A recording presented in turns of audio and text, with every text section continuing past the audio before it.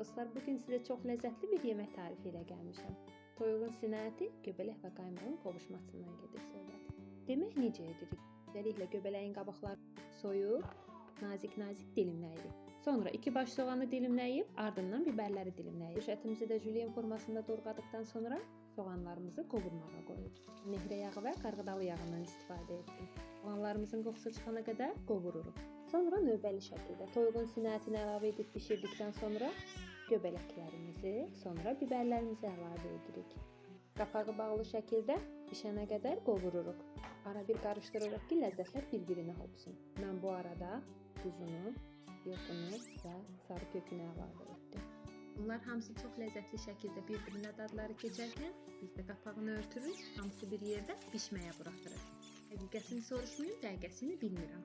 Göbələk suyu çəkilərə qədər bişir, sonra qaymağını əlavə edirik.